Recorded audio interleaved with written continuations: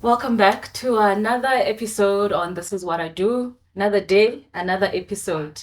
And today we are talking all things cinematography with a good friend of mine, Motheo, Moeng. Friends for maybe 20 years.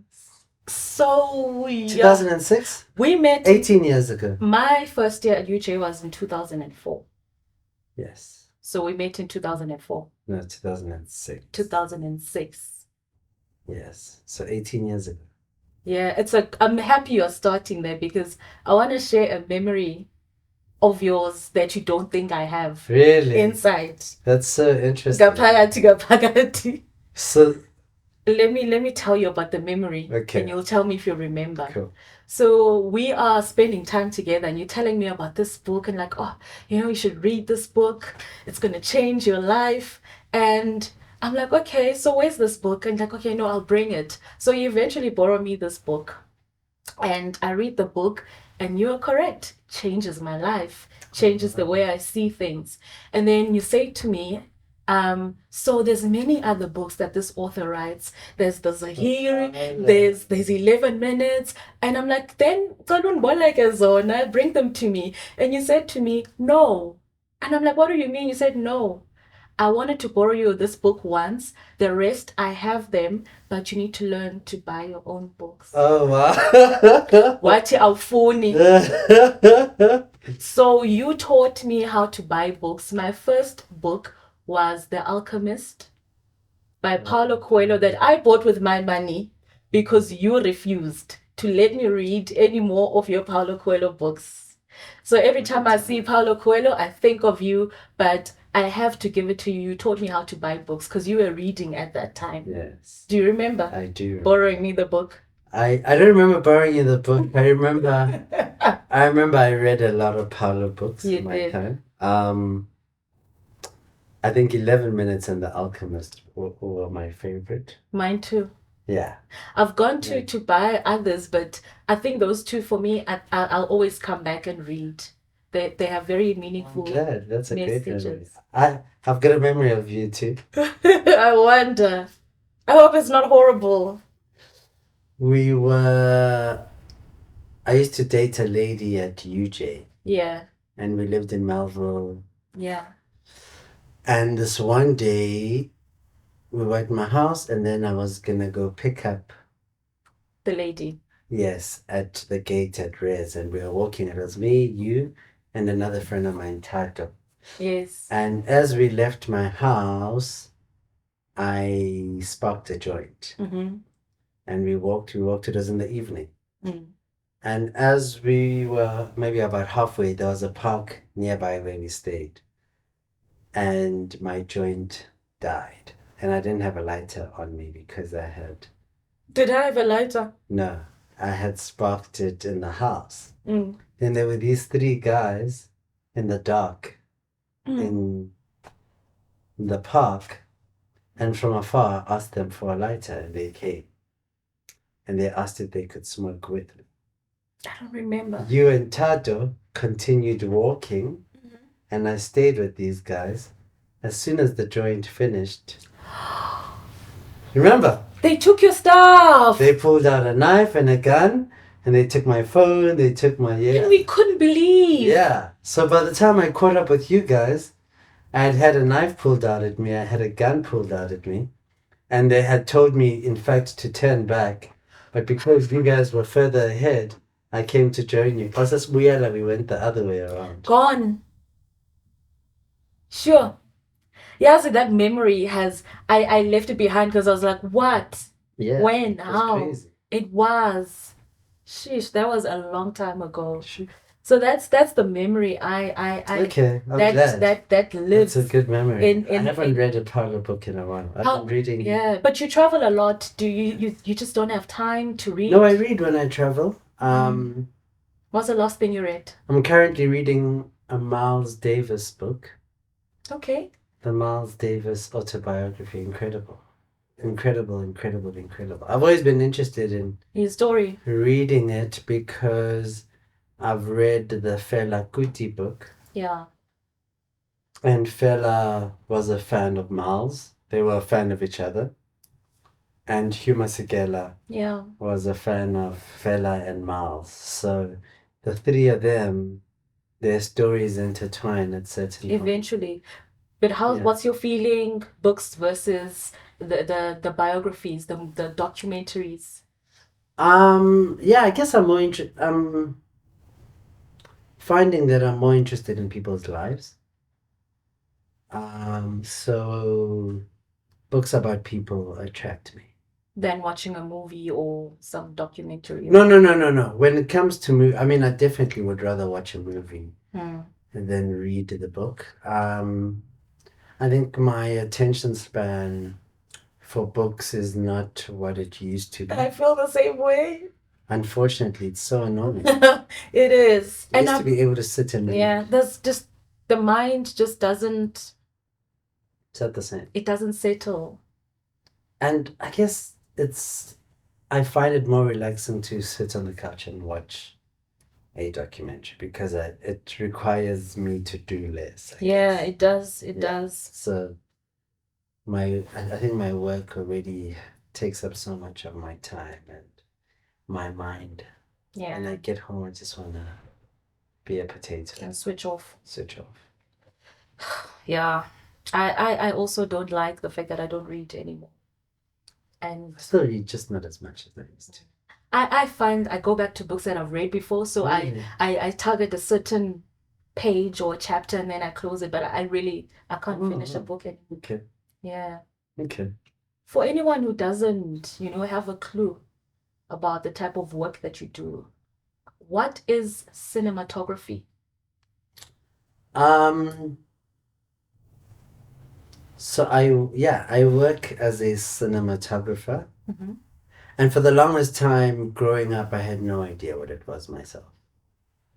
To be honest, I only really learned about what a cinematographer is in my late teens. Maybe I was 16 or 17 or maybe even 18. Yeah. So I tell stories using lights, camera, lenses. So I interpret directors' visions using camera movement, using lighting, using lens choices. So I create a mood with cameras, I guess. I film people. I shoot documentaries, I shoot commercials, I shoot films, I shoot a lot of films. I create moods. And hopefully I make people feel things with my imagery. Yeah, so I'm a photographer of moving images. Yeah. It's in my industry, I'm referred to as a DOP. I'm a director of photography. Yes. Yeah, using all of those elements I mentioned to tell stories. Okay. Yeah. So some people say, oh, he's a filmmaker. Yes, I'm very much a filmmaker. Yeah. But within the filmmaking realm, there's different roles. Different departments. Yeah. So I'm very much a filmmaker. So Yeah. if I'm filling out a form and they say, what do you do? I write filmmaker. But if I'm trying to confuse them, I'll write cinematographer because it's not a common term. It's not a term many people know. So sometimes when I'm just trying to mess with people's heads, I just write cinematographer and leave them guessing. To wonder. Yeah. So how do you feel about being asked, the question, whatever space you may find yourself in, and someone says, so what do you do for a living? Are you always comfortable, being able to answer that question? Do you find it awkward? Do you find it, oh, okay, I'm asked this on a daily basis. I have no problem. How comfortable are you with that question and how do you answer it? I guess I'm extremely comfortable in it with answering that question of what do I do for a living. I'm really proud of what I do for a living. I feel very fortunate to do what I do for a living. Yes. I feel so blessed to be. You wouldn't be doing anything else in the world. So maybe a lot of people say this, but I genuinely believe I might have the best job in the world. Genuinely believe. The jealousy in me, because I can't wait I until might have I the can best say job. those exact words. Because I played football when I was younger, and I thought football would be the best job in the world. Yeah. I don't know. I think my, yeah, it's weird to even call it a job. It's a career. I think I don't have a lately job. I've never worked in my life before. that's where the fulfillment comes from. When you do something and you wake up and you don't feel like, DRP, why do I need to wake up? There's tough days. You get them as well. Oh, there's tough days. I mean, I work in different Environments. I work in commercials. So in Yeah. commercials, there's client, there's agency, there's a production company I have to deal with. So I'm not always in as much control as I'd like to be. I get you, yeah. So there's tough days where you're having to sometimes please people, whereby naturally, because it's a form of creativity and a form of art, opinions are always going to differ. So But in a sometimes, space where you know better and the client is like, I said do it like that. I mean, I don't think a client will ever believe that I know better. Yes, I'm hired for my expertise, but because it's their product and their I hear brand, you. they know best how to market it. For sure. They view what I do as a creative way to market what they do, but not a way to market what they do. I also work in the documentary space, where sometimes I work in very sensitive, very dangerous places. So there can be tough days too there where maybe I could be shooting an interview or a project, or I could be working on a project that's very sensitive.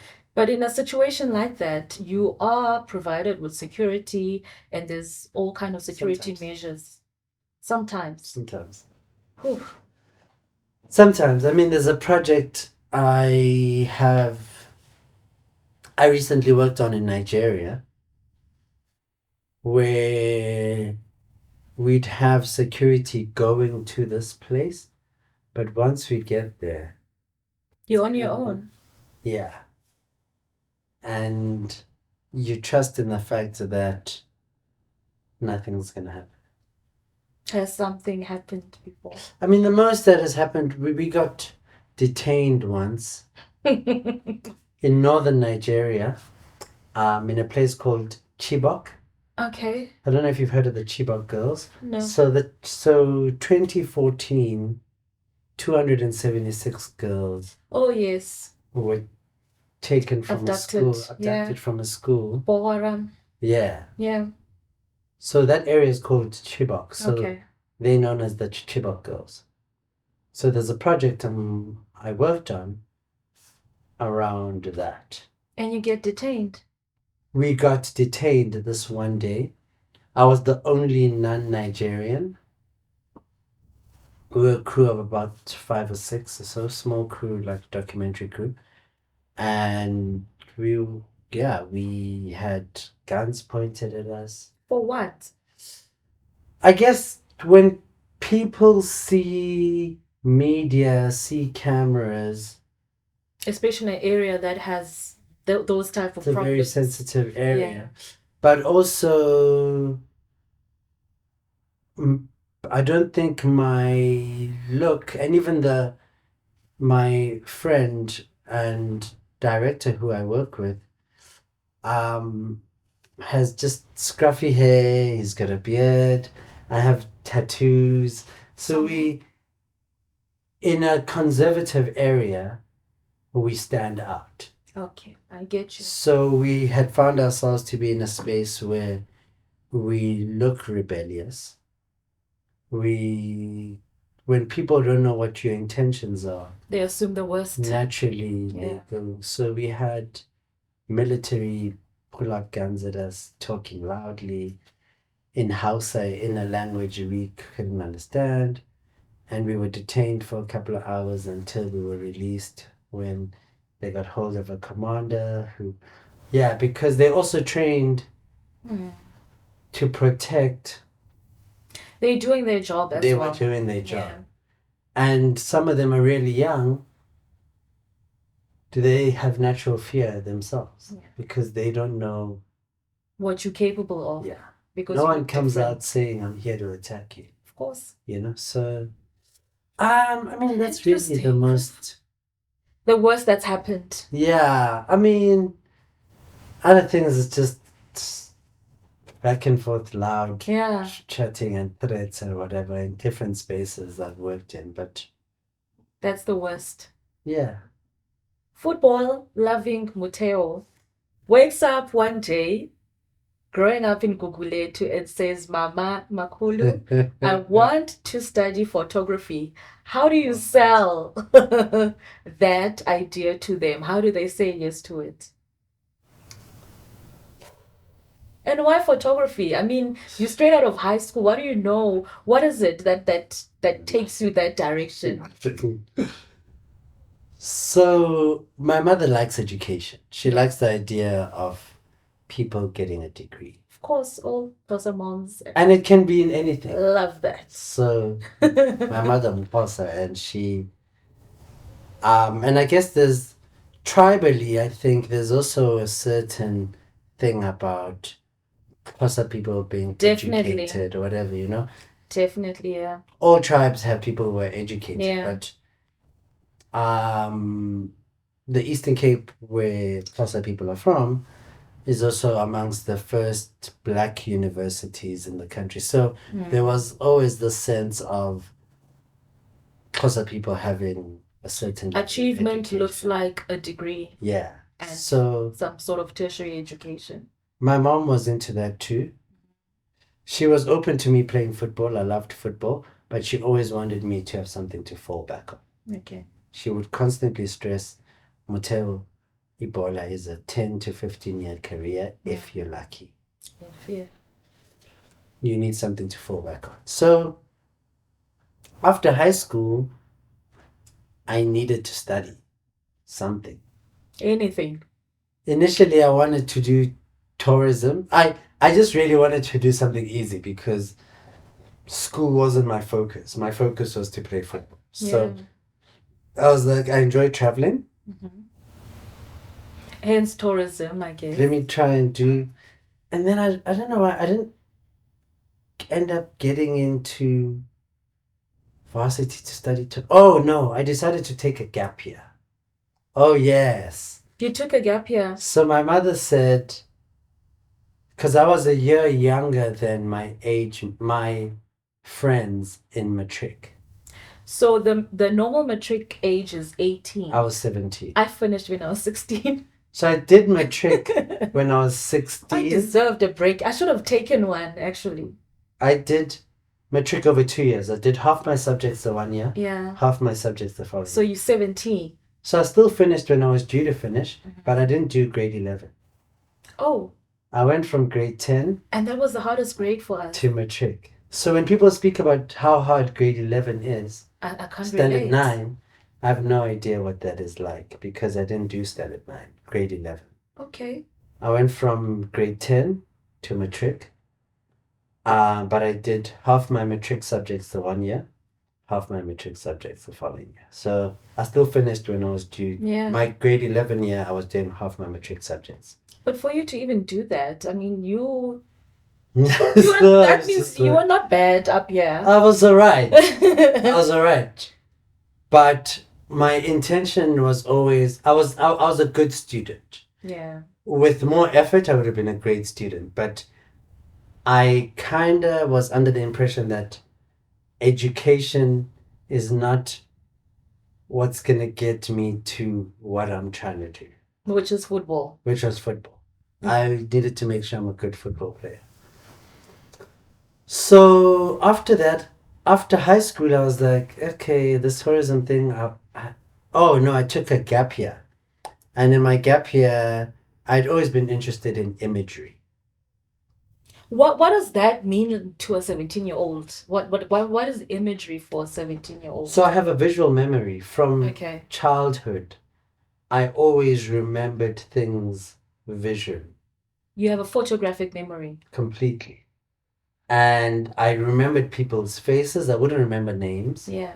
I'd run into people randomly years later, and I'd walk up to them and say, I know you. And I'd potentially sometimes say where I know them from, even if I've met you just once or whatever, you know? Yeah. So I'd always remember faces, I've always remembered images. I have childhood memories of how my street looked, us playing football in the street, my grandmother coming back from work. So I always had images in my head, the street lights near the corner house. I always remembered those images, but I didn't think much of it. Mm. But when I was taking a gap year, I decided to study French and photography because the plan was to. My mother works in the health center. Yeah. So the plan was to be an assistant for a UNICEF photographer and travel around with him as his assistant. So I wanted to learn photography to be this man's assistant in my gap year. Like, did you own a camera growing up? No. Because you're talking to me about boots and football. I think I picked up a camera potentially for the first time, maybe at 18. Ooh. Now I own many cameras. And now you have a couple. But I think at 18 is really the first time I was like, oh, okay, cool, this thing.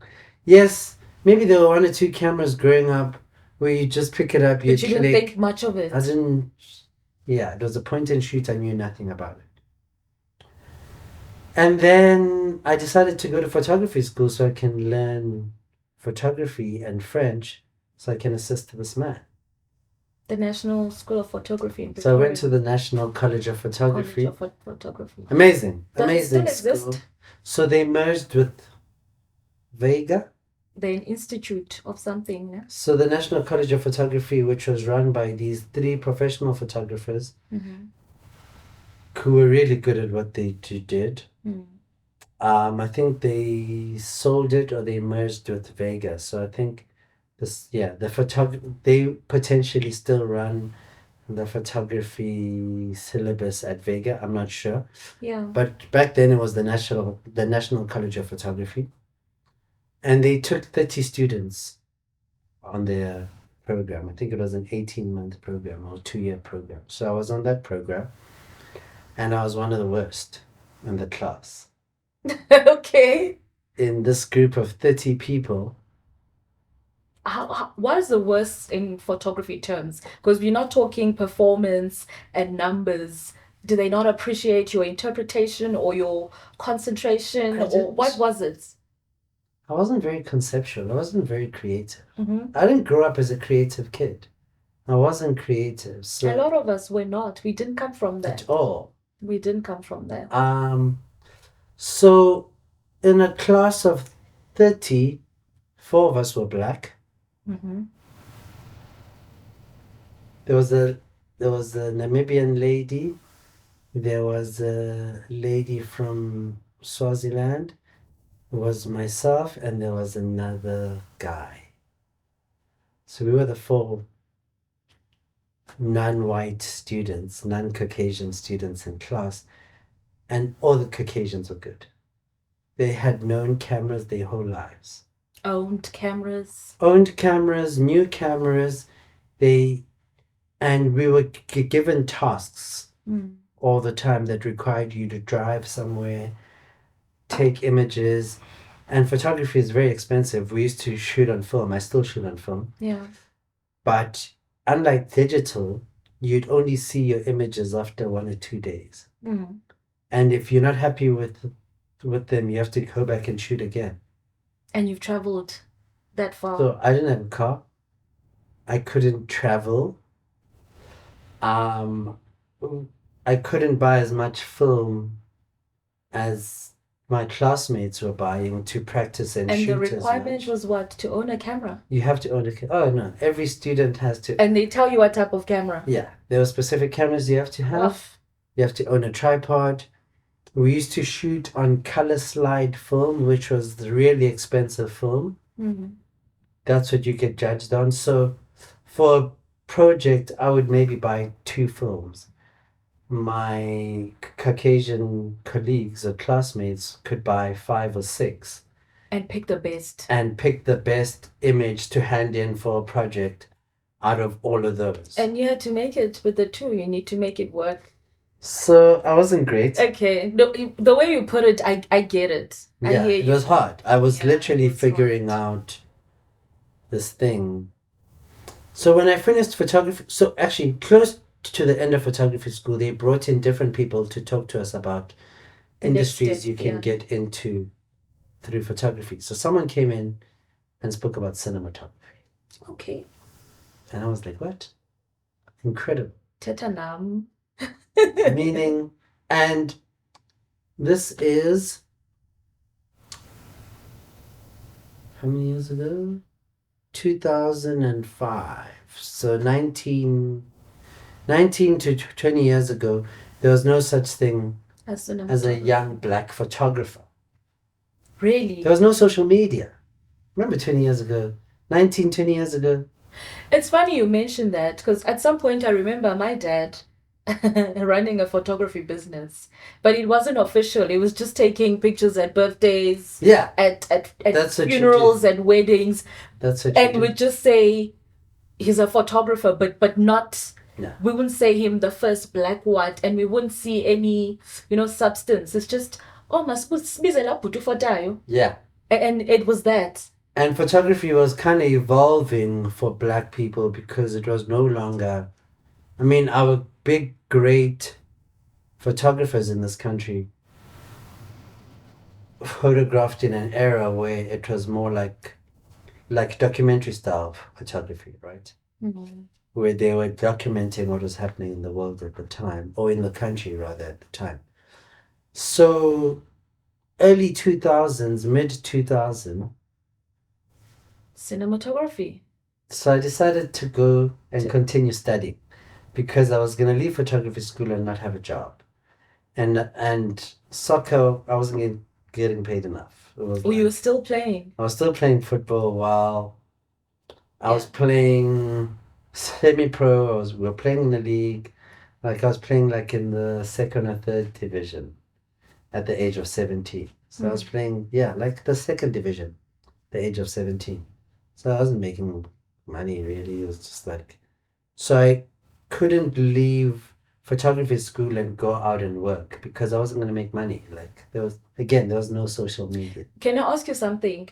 The other students that could afford to have all of the equipment and everything that was required, when that time, the 18 months came, were they feeling the same way?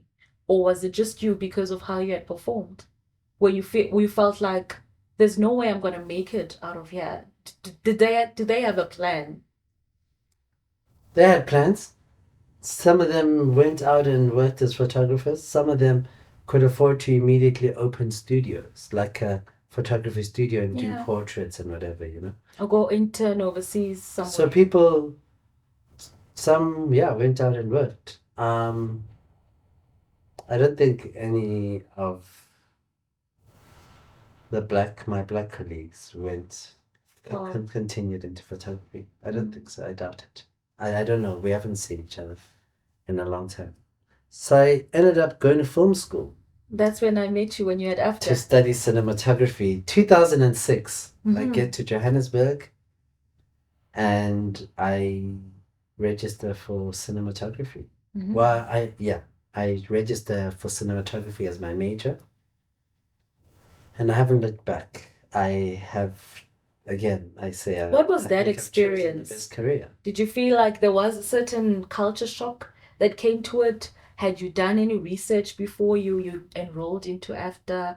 Or you had asked enough questions when you met, those people there, and you felt comfortable that this would be a space where I see myself growing and thriving and, being comfortable to go start something? unlike photography? I don't know how far into the future I thought, to be honest. I was excited. I was excited to. While in Pretoria, I started spending time around the arts campus. So I started seeing artists and creatives, and they looked cool, to be honest. That's all you cared about. They Yeah, cool. they had locks. I started growing locks. You grew locks for vibes. Yeah, they were smoking marijuana. I was like, oh, I want to be around these people. They're cool. So by the time I got to film school, I surrounded myself with people who really loved films. And you looked like you belonged. Yeah, I proper surrounded myself with people who loved films. And I had always loved films. Again, I had always loved films, but I had never thought of myself as a filmmaker. I get you.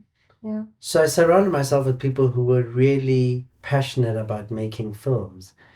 And they contributed so much to education. Yeah. Yeah. To my passion for it.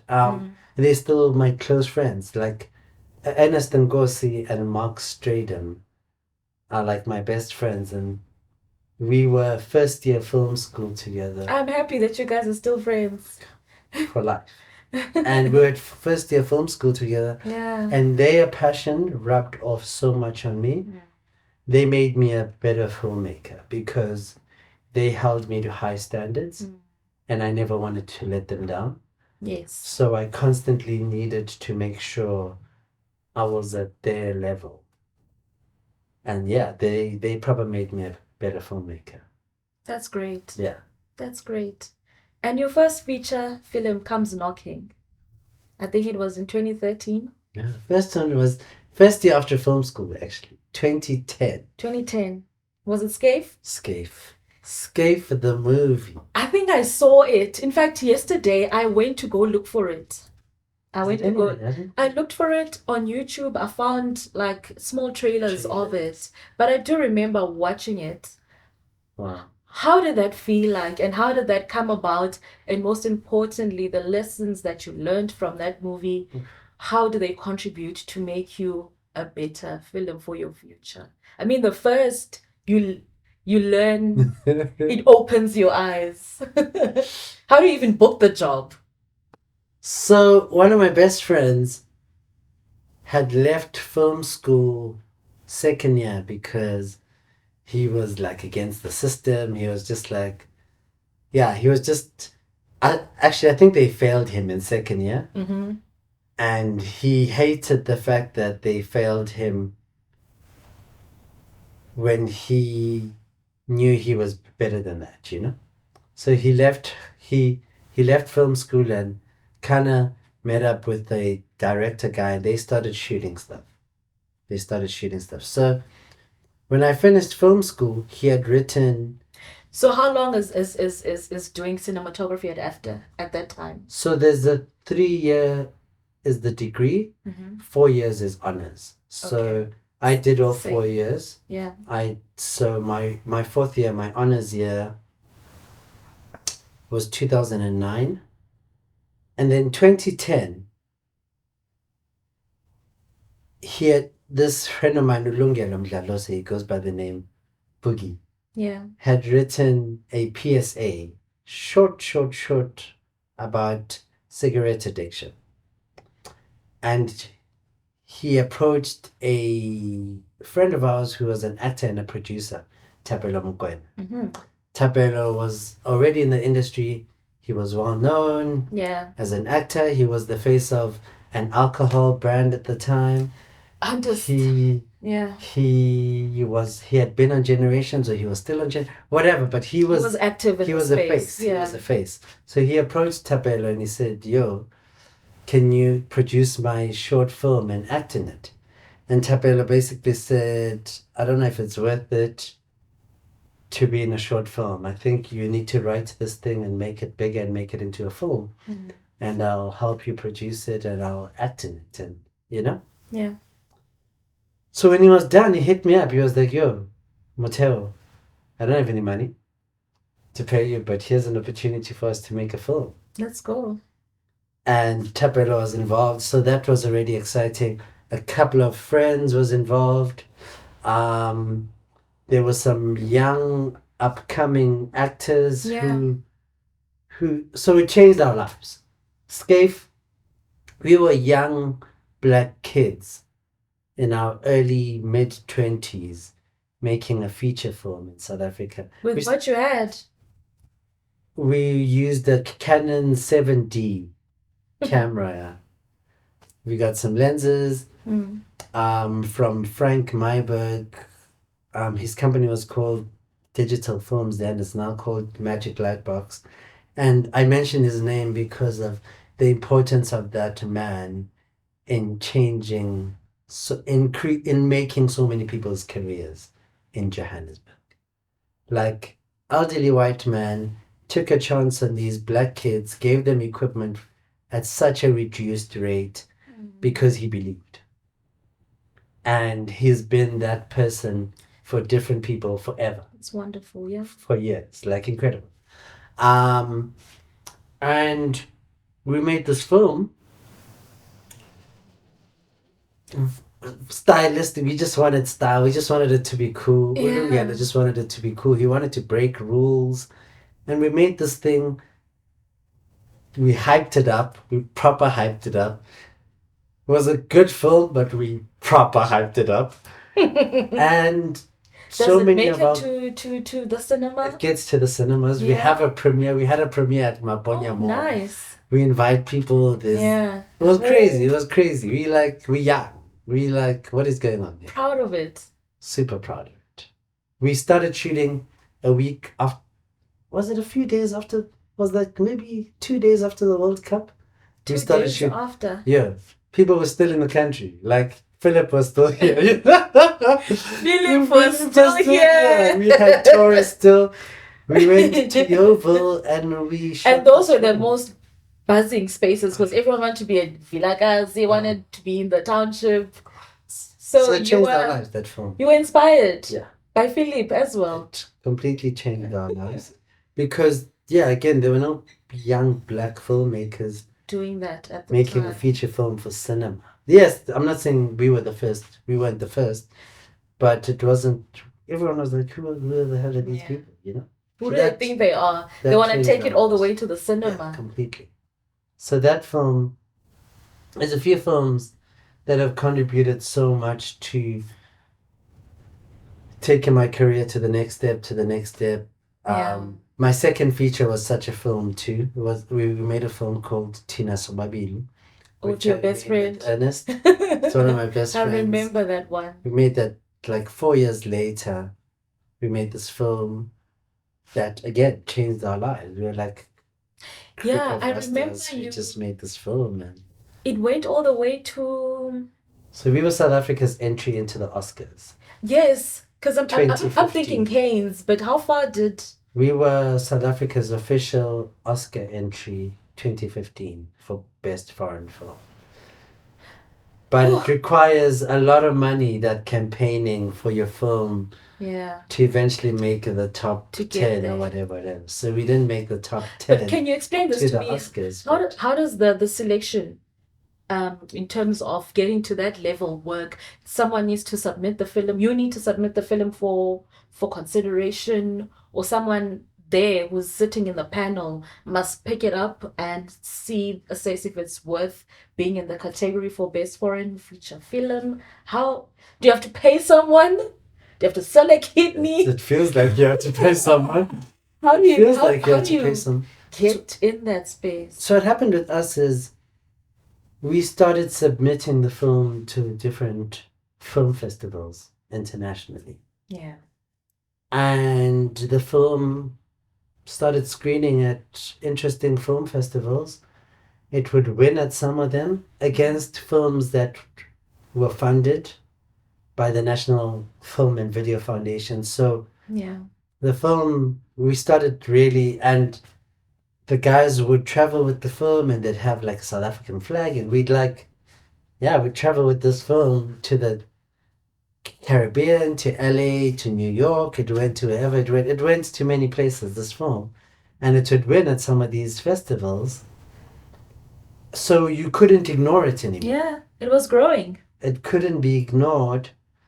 So I guess I'm assuming there's a panel that looks at these films. We were shocked. They selected this film that was truly self-funded, where none of us got paid. We were a group of friends who shot a feature film in 7 days. If you were to tell me now to shoot a movie in 7 days, I'd tell you you've lost your mind. No Why would I thanks. do that? Yeah. In fact, I'd use the words impossible. I'd say it's impossible to do that. Can be done. But 10 years ago, 2014, You made it happen. we made a film that And it sort of changed your lives as well. completely changed our lives. Completely changed our lives. I owe so much to that film. The thing is about you, ne? I've been following your journey. You've had so many things that have changed your life. Yeah. Africa's, Catching Feelings. yeah, that's my personal favorite, by the way. I love that film. It went all the way to the LA Film LA Festival. That's where Netflix picked it up. So Yeah. Catching Feelings was the first African Netflix film. Oh, same as Queen Sono being the first. So because African of Catching series. Feelings, Netflix, I think, approached Kagiso Lediga, who's the Yes. creator of Catching Feelings, and kind of asked him what else he had. And I we don't were think we interested. even had a film that felt like Catching Feelings ever made. Yeah, I love that film. I watched it last night. And Oh, I was like, really? yeah, I watched I it love last that night film because so I've seen it a couple of times. It's like, okay, what movie of yours can I watch again that I really like? And I watched it again. I was like, this feels, it's a different take on a love story relationship Yes. mixed with politics, mixed with a lot of opinions. We've never had I love that film. quite a film like that. And you've gone and you worked on a film that Black Coffee executive produced. Yes. Madwedwe. Amazing. So How does that come about? the same year we made Catching Feelings, which was June 2016. Later on in the year, Kagiso Lediga hits me up again. He's like, yo, what are you up to? I'm like, he says, what are you up to these December holidays? I'm like, nothing. He says, let's make a movie. I'm like, huh? What do you mean, let's make a movie? It takes a lot to make a movie. He's like, I don't have a script. I have scenes. I've written scene descriptions. I have 20 pages, and I'm going to find actors. I want a film set in the hood in Pretoria, and these people must speak Spitori, which is a very specific dialect. It is. And I was like interested. I was like, oh, in Antridril. So we made this film. We went and we shot this film for 9 days. Again, like we had shot, it was less than a quarter of the budget of Catching Feelings. It was way less. So as we were making the film, there wasn't enough money. Kagiso's new Black Coffee, who came on board and financially assisted with music for the film. And he marketed the hell out of that movie. And this film, Marketed the hell out of you it. know? Yeah. So that was incredible. Black Coffee, I mean, he's a global. Yeah, he's huge. So working on a project executive produced by him and was great because it reached places that we wouldn't have thought of. Again, you know. So yeah, I've been very fortunate. I've worked on projects I really like. I worked on a series once called Tjovitjo. Yes, that got you a whole Safta And award. Incredible.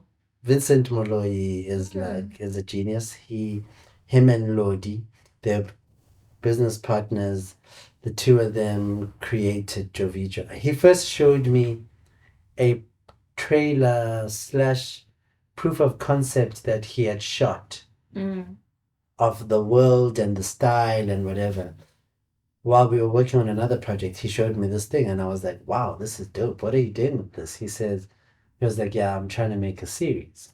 So a few years later, he hits me up. He's like, yo, it's time to shoot Tjovitjo. And yeah, I was so happy he selected me to work on the project, and went on to break all sorts of records, and It did well. it won us SAFTA awards. It was incredible. It was incredible. And it's just, again, it's one of those projects. After that, people are like, so constantly there's this thing in our industry. People like association. So What does that people want to be seen with certain people. People want to be seen working with certain people. So, But isn't that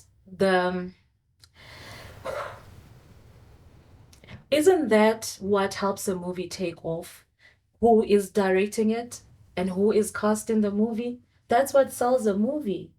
Some it movies, doesn't make it a good movie. it may not even be that the script or the storyline is important, or it's got some it's just a matter of the cast. You can literally put in a Somla Dandala and a Mosese there, and you just see these remarkable actors, and you're like, it's gonna be a hit.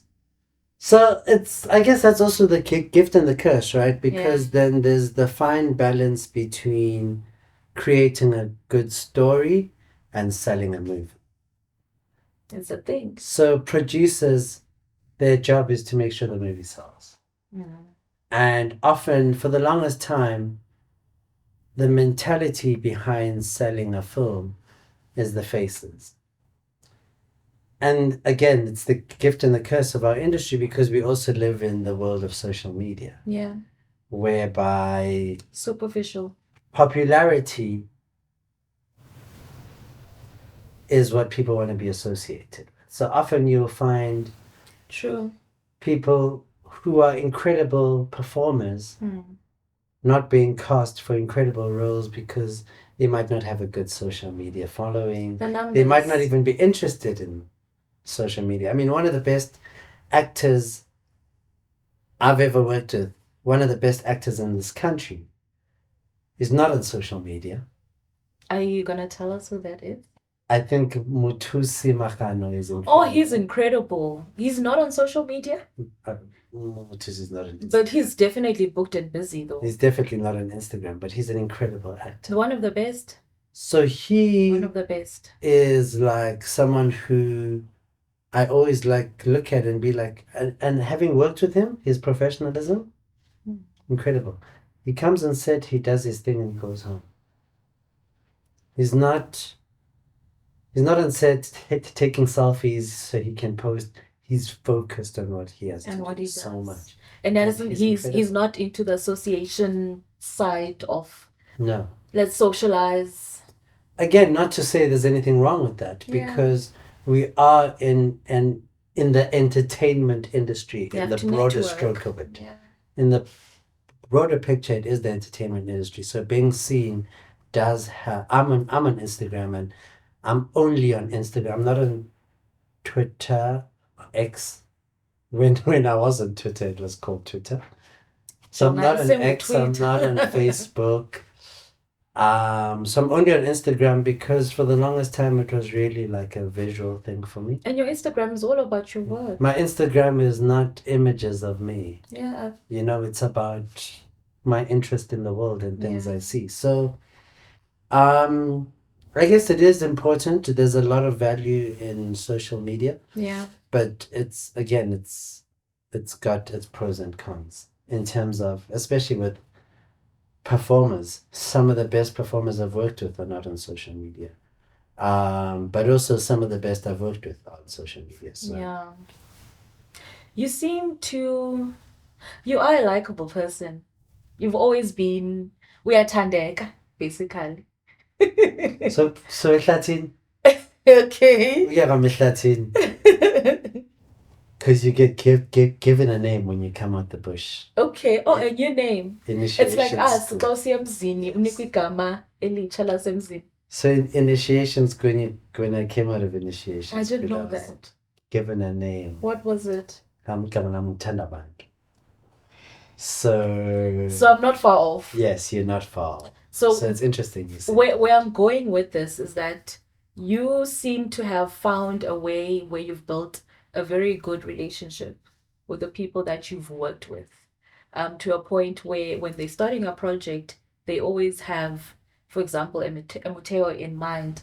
I know it's a business that obviously the most important requirement is the skill, but eventually is there a characteristic that a person that does what you does needs to possess to move as far as you've managed to grow in the space? Because yes, the skill is there, but do you think there's something else in terms of character Completely. that you need to possess in order for your career to, be as growing as yours has been over the years? Completely. I've always said, and I'm not even afraid to say that I I think there are people who are way more talented than me. There always is, though. Who do what I do There always in this is. country, in this continent, globally, Yeah. who don't work as much as me. And haven't had the opportunities Who you've haven't had. had the opportunities I've Yeah. had. And there's certain skills I took from when I still played football, which I've carried on into filmmaking. In football, I was a very good soccer player. I wasn't an exceptional soccer player. Mm-hmm. There were players who were way more talented than me, Mm-hmm. but would not play as often as me. So my thing has always been, and it might sound like things you know and you've heard, but I've seen how they've worked for me. Okay. You're not gonna outwork me. Discipline. Discipline, reliability, hard work, you're not gonna do it better than. So it happened in football. Humility. Because some people, you like the way they work, but you don't necessarily want them there. You wish you can just take the skill, do it, but the person. Yeah. Is that a thing No, though in your completely. space? There's people who are way more talented who people don't enjoy working with them. Mm. And they end up dropping the value of a production because of how they are. Whereas these other skills, so you can be this talented or this talented, but you possess other things that elevate you, and your arrogance and whatever with this level of tolerance For sure. ends up being like a rotten potato in a production and drops the value Yeah. of the production. So Yeah. humility is a major thing. I think I'm a very confident person. And that has helped.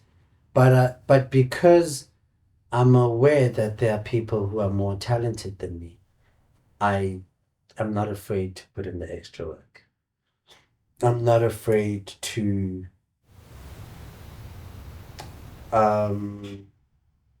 be reliable. Like show up. I am reliable. Yeah, that's very important. That's why I work. Is people know I'm gonna be disciplined. They know I'm reliable. If you say you're coming, you're coming. They know. Yeah. Stand it. Yeah. And what's been your proudest work? That I think we've spoken about them, but what's the one that stands out for you where you just wanted to pick up the phone and say, "Mama, I made it." Huh? There's been so many I don't know if I have the proudest work. There's this thing called a magnum opus. What is that? So magnum opus is the body of work a creative or an artist does that defines them. That they will always be known for this. For that body. That's their magnum opus. So even if it happens early on in their career, they never reach that level of work or that bigger. It never gets better than that. So in hip hop, they speak like with Nas, they speak about his album Illmatic as his magnum opus. Like the album, Nas will never be. Most artists though, they do have that one album. So I don't have a body of work I think is my best work yet because I'm hypercritical of my work. Mm-hmm. I don't watch any of my work and I'm fully proud of it. And you don't want to be known for one successful thing. I have 3 or 4 projects I look at and I'm like, I think we did really well here. I think we did really Are you well. going to drop some names? And some of them, it's not because of my department per se. Like, I really like Catching Feelings as a film, as a way of storytelling. Yeah. I think the cinematography could have been better. Okay. I think Queen Sona was a great project in its grand scale. Yeah. And I'm proud of its grandness. There's a director I work with, Justice Mukeli, who's also a photographer and an artist. We shot a project, a music video. Oh, you do music videos as well? So I've done some music videos. I avoid them. I don't do a lot of music videos. Mm-hmm. Every once in a while, I'll do a music video if I care about the director, or if I care about the artist, or I like the story or whatever. If I have the time, because you don't really do music videos. I mean, they passion projects. They're fun. They allow you to play, but I find musicians annoying. No, actually, that's a wrong thing to say. I find them to not all of them. A lot of them don't respect the production the production. I filmed with musicians. They arrive so late on set. They come with friends. It's a party on set. They want to drink. For me, I'm at work. Yeah, it's disruptive. Yeah. I'm at work. So if you're coming with your friends to drink, while I'm trying to work, you're affecting the quality of my work. Yeah. So I have shot music videos. There's a particular Ghanaian artist. I've shot 5 or 6 music videos for him. So whenever I'm in Ghana, we try and do something together. So there's artists who I want to shoot music videos for. But you must really... so I'm not opposed to shooting music videos, but I'm also selective about who I shoot a video for, who the director is, what the idea is. I recently worked with Thina Sobabili on a project. Amazing. On this new album. Yeah. We just did a thing with Spotify Africa now for Thina Sobabili, which, I mean, Thina Sobabili is like iconic. So yeah, but you make sense with her though. When I was called to work with her, it was an immediate yes, and it was with a cool director. The producer, Dumisani, hit me up, and he's a guy I've worked with many times, and he hit me up. He was like, Motheo, you're the person for this job. And so projects like that I'll do easily. So there's a music video I'm really proud of, which I did a few years ago with a French Cameroonian artist called Blick Bassi. Mm-hmm. And the music video is for a song called Warnie. I still watch it now and I'm like, wow, we did a great job here, You must send me. I wanna watch your eye on a music video type of perspective. I've shot music videos for this Ghanaian artist with a friend of mine called Magere. Yeah. And we did some really great stuff there that won awards and whatever, so yeah, so every once in a while I shoot music. With every artist, you do need something that helps you refresh your creative eye. What is that for you? What do you do where you feel like you've worked so much, you need time off just to reboot and refresh the way you shoot your work? How do you revive yourself and So I guess it's also like a growth conversation. I love to travel. Mm-hmm. I'm extremely interested in culture and people. Okay. And how different and how similar we are as people from all over. I absolutely love this continent. I love traveling this continent. I am obsessed with black skin tones. Okay. And filming black people beautifully is an obsession of mine. Especially when they're just doing absolutely nothing. It's an obsession of mine. So seeing the continent of Africa being re-represented is something that really inspires me and makes me want to keep working and keep learning. So traveling the continent, photographing, watching other photographers, watching films set on the continent or films set around the world with Black people. There's a specific cinematographer whose work has contributed so much to the continent. how I view the world. Yeah. In fact, local cinematographers reference Bradford Young's work so much. He's an American-based cinematographer and director who shoots black skin tones in a way I had never seen in my life before. And he works with a gaffer. A gaffer is a lighting person. He Yeah. works with a lighting person who's now a close friend and mentor. Both Americans. Both Americans. Christian Epps. Christian Epps is a lighting genius. He lights black skin tones in a way that makes you absolutely fall in love with them. For the longest time, we never saw Black people look like that on screen. And look at it and say, she is the most beautiful woman I've ever seen. Yeah.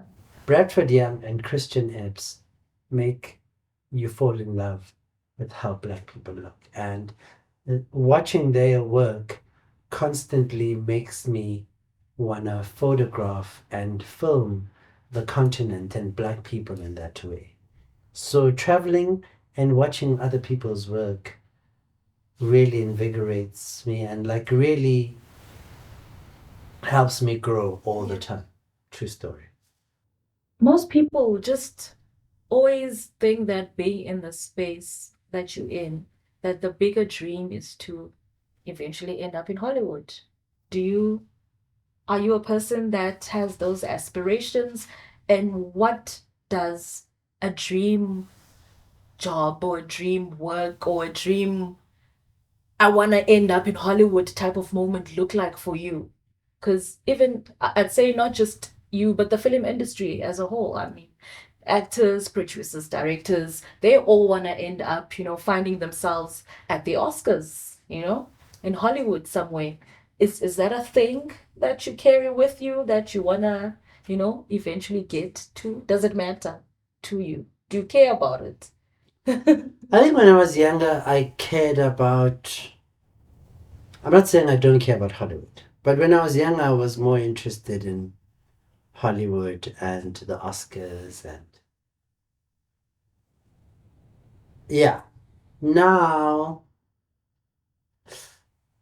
joy comes in collaborating with different people around the world and creating stories that can be relatable to people all over the world. So, when I was younger, I wanted to move to LA, work in LA, live in New York, work in New York. I think it's something I'd still be open to for a couple of years, but I've no interest in working on big Hollywood productions. But if the call comes, do you take it? So I'm currently in a situation where I have an smaller indie intimate film that they're trying to get me to shoot. Okay. With a company from Asia. And I have a film, big budget, blockbuster, that's gonna with American money, and they're potentially gonna shoot at the same time. And I have to choose between this big film. One is Asian, one is American. Yeah, the Asian one is happening here. And actually they're both happening in South Africa. But it's a small, intimate love story between an Asian lady and a Black man. Loosely based on a true story. It's actually based on a true story, loosely. And one is a blockbuster. One's a big blockbuster. It's gonna... Big names. Do things in the world. International names, actors. Potentially. So where are you leaning? So I want to do both. I think you can do both. I might not be able to do both because the schedules might clash. But my point is that it's not an automatic, yes, I want to do the blockbuster. So if I get called for a big American film, which is, yeah, if something like that were to happen, the interest would be more the what doors it could open more than the film or the project itself. I think I hear you. films that mean more to me, I feel that are going to have a better social impact, are films I care about more than the big Hollywood film. But also, this is a difficult decision because the Asian film market is growing. Yeah, extremely. It's growing Extremely. so quickly. So it's a growing market and an existing market. I love growing markets. I mean, I work in Nigeria. I shoot in Nigeria, and I'm constantly so impressed and blown away by The growth. what they're trying to do there. What they're doing, in fact, you know. So yeah, Hollywood is not A dream. the ultimate for The me. ultimate. Winning an Oscar is not the ultimate for me. I wanna go to Cannes. I wanna. There's a cinematography film festival that happens every year in Poland called Camera Image. I want my film to screen at Camera Image, and I want to win at Camera Image more than I want to win an Oscar. So the thing is, okay, with what you do, are you in a position or can you wake up and decide to do your own film Yeah, completely. I have. and hire your own people? So your skill doesn't end with you being the guy that's behind the scenes that executes the director and the producer's vision. You can actually wake up one day and say, hey, Yeah, so in the last year or two have been working on my own projects. I've got a film I've written. I have a friend who's a writer. We've written the film that we're producing and trying to get money for the last few years, actually, where we might even potentially co-direct it or whatever. So there's been a few things. There's been some music videos. There's a commercial there and there that I've directed. yeah, So there are things I get off the ground myself. There's a film that just screened at Tribeca now that I produced with a friend of mine and I shot as well. So there's projects I get off the ground and work on, personal projects too. But I always want to be a cinematographer. I'll always want to be a cinematographer.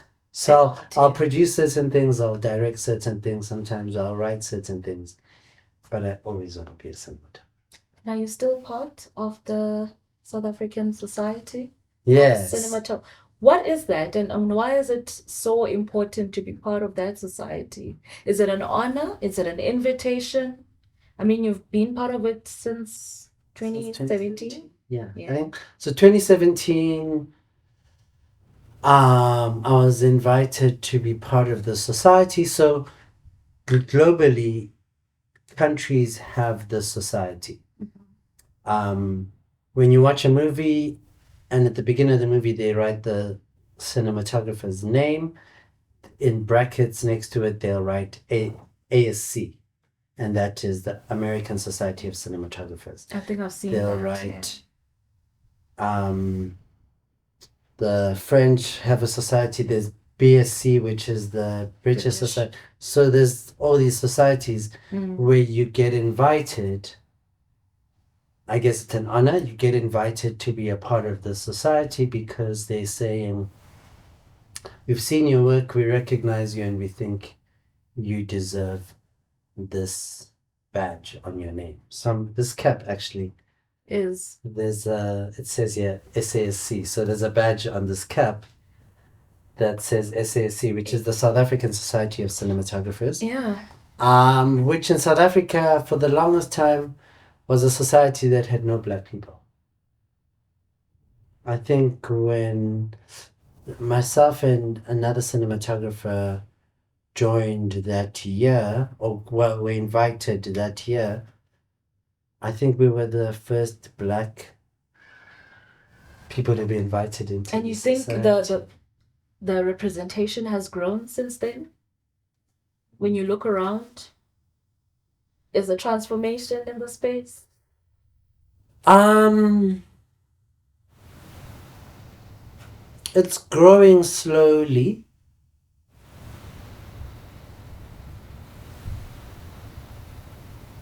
It's growing slowly. It's growing at face value more than real value. Um, Yeah. I I think prior to being invited to that society, when I looked at it, there were 55 non-people of color on there, in that society who were, I think, yeah, it was 55, and they were all not people of color. And the benefits of being part of the society, is it not like it's good to be on your CV, but I mean, do you actually meet up and have conversations and Yeah, we're in a group, we ask each other questions. where So you help each other you grow? help each other out, you reference each other. Also, international projects when they are gonna come here, when you have that attached to your name, the idea is that you are of a certain level. There's people who aren't in the society who are really good too, Yeah. who I'm sure will eventually get inducted or nominated. So yeah, it's been an absolute honor being part of it. There's now, I think there might be about 5 people of color now in the society. Just 5. Maybe 4 or 5 people of color in the society now. That's been in existence for many years. But for the longest time, there was no such thing as a black DOP. So even that concept, a black cinematographer in South Africa, is not a concept that even rang in people's ears. So when we were inducted, we were literally we were the first at the time. And in terms of gender, females? So one of the ones is a lady called Kalbi. I knew you were gonna say that. And like incredible. Yeah, just like what she's done is She is. amazing. She's done really well. And so yeah, it's she, her, without putting a big weight on her shoulders, but the responsibility she has is incredible because she she's responsible for so many young women believing that they can do it. Oh really? You went to high school with her? So I was only in that school for like a year, Wrangles. Okay. And she was our prefect in the Wow. boarding school. Wow. But she was also a prefect and she was a senior. I think I was in grade 9 and she was in grade 11 or 12, but they were seniors. Great at sports, very nice girl, very kind. She's who she is and she's unapologetic about it. So when I saw her name in one of these films, I was like, I know that name because I haven't met anyone with her name before. Yeah.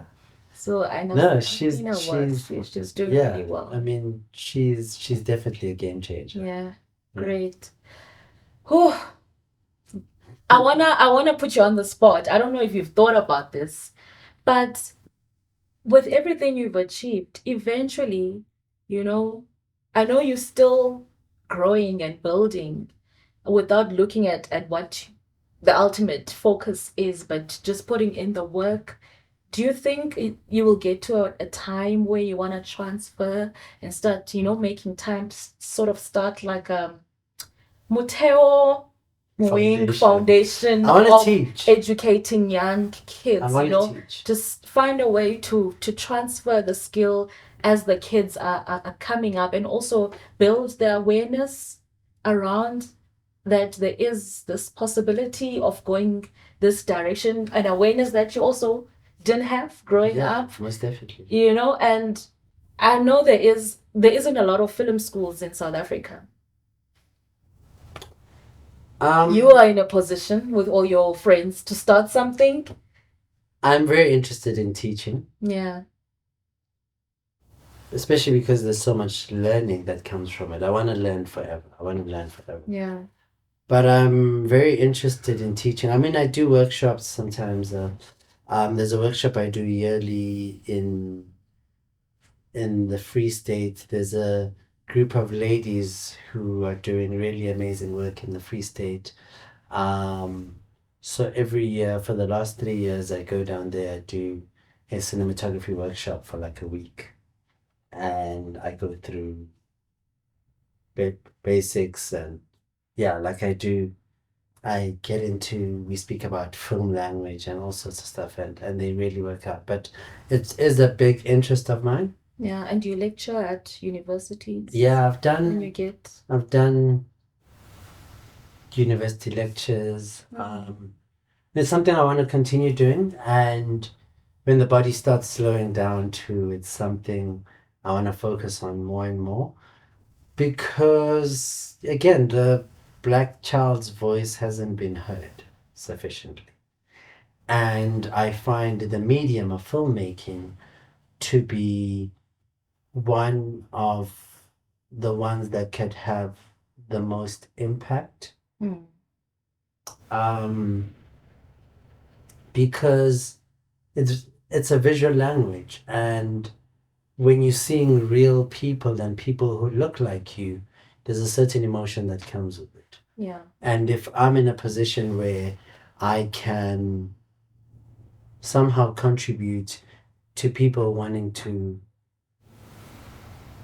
impact others in the visual medium and tell stories that, because it lives on forever. That's the thing about film. It really does. We watch films. I was watching Sarafina the other day. Again. For the 100th It was actually the second time I was watching it. You've seen it twice. I've only seen it twice. I know people have watched it many times. I saw it when I was younger. I didn't remember much of it. I remember Crocodile getting shot from when I was slow motion of him falling. You all remember that. I remembered that. But I remember Dumbo being arrested. So I remember that from the first time I watched it, but I didn't remember the film. Yeah, and the role of Whoopi Goldberg. Yeah. So I watched it last week again because I just finished the movie now. I was shooting a movie. I literally finished this morning. So there's plans. There's a dream. I don't have a lot of. I'm on set for like 12 hours. So when I'm not on set, I get home and I watch something. So I watch movies all the time. I started watching Mabanzola actually yesterday. Again, it's now on Netflix. It's a upcoming series. No, it's like an old South African film. I think it was made in the late 80s. And they've done a 4K resurrection of it. Oh. And it's now on one of the streamers. That happened to me when they put Izo back on. And I wondered if they would do like a modern version of that, and what would that look like, because I believe most of the actors are probably still around. Yeah. So one of the creators of Izo is Tjovitjo. I had the opportunity to work with that man. Yeah. He's done amazing things. Genius. He recently left us. Yes. And one of the most brilliant minds in South African film and commercial industry. they should never do Izuizu again. So they shouldn't make a remake. I know you'd love a remake. They should not make a remake. Honestly, it's just Because- thinking what it would look like, but it really is those classics that don't need that story Yeah. doesn't need to be told It again. should not be. Yeah, it It wouldn't should. And also the time at which it was told, it was It's so important. it was so important, it was appropriate, eye-opening. That man. Yeah. Yeah. So many projects he was still gonna make. He changed people's lives. That guy. Tebogo Mahlatsi changed. And you've worked with him as well. Yeah, we worked on a few projects together. He changed people's lives. He made people's careers. He elevated so many people, myself included. Mm. He made me a better filmmaker. Yeah. That guy. Yeah, incredible human being. Oh, incredible Yeah. human being. Take time and think about this Okay. thing, especially the transfer of this skill. Yeah, I would definitely like to. Yeah, I would awareness definitely of like it. to. I mean, we often bring younger people on set. Mm. When we're shooting films, we have trainees and we have interns, whatever. Mm. As a way of getting people in, because for the longest time there was no reference point. So when I was young and I told my parents, Wazibani owenza laa nto Motheo? so actually Ubani omaziyo? that's exactly what Uyifumene she phi le said. nto uyifunayo? I was asked, who do I know who looks like me who does this thing? Yeah. I had no one to point And it's a fair question. I had no one to point at. So yeah, Yeah. it's of vital importance about babekhona abantu Yeah. who can be referenced, you know? Hmm. And yeah, hopefully one day we'll be seen as those people. You just answered what I was gonna wrap up with. What are you busy with? What's going on with you? What's the future looking like for you? You just wrapped a movie this morning. Can you talk about it? I finished the film Still- this morning with a lady called Kagiso Lediga, Mm-hmm. who happens to be Kagiso Lediga's sister. Sister, yeah. She's her own person on her own, but besides the fact that she's his sister. Yeah. But she's an incredible writer, has always been an incredible writer. And she has written this film that I genuinely believe when it comes out, people are going to be blown away. When is it coming out? I don't know when it's going to come out. It's going to go into post-production. I'm sure it will be like another couple of months or whatever. Mm-hmm. And working on it was amazing. She's such a visionary. It's a local movie. I mean, I don't know what a local movie is. Is it What's a shot local in South movie? Africa? It's shot in South Africa. Yeah. But yeah, I wouldn't call it a local movie. I don't work on local movies. I don't make local movies. It's a movie shot in South Africa, but it's for a global audience. So it's a global film. In that sense, I understand what you mean. So that's what I guess I'm working on, in the sense that I've just finished it. Mm-hmm. I have a film in Nigeria that I'm going to go finish, that I started, and we took a break, and I'm going back to go finish a film in Nigeria. And I come back, I shoot another film. And in between, I'm shooting commercials. I have It sounds hectic.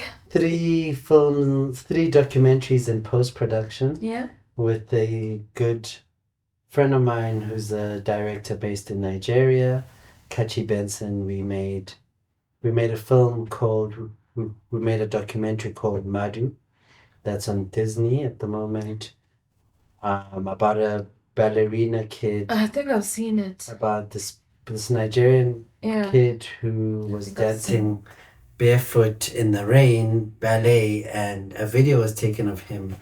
It went viral and went global. So Kachi Benson and a director called Matt Ogans, an American director, teamed up to direct this documentary about this kid.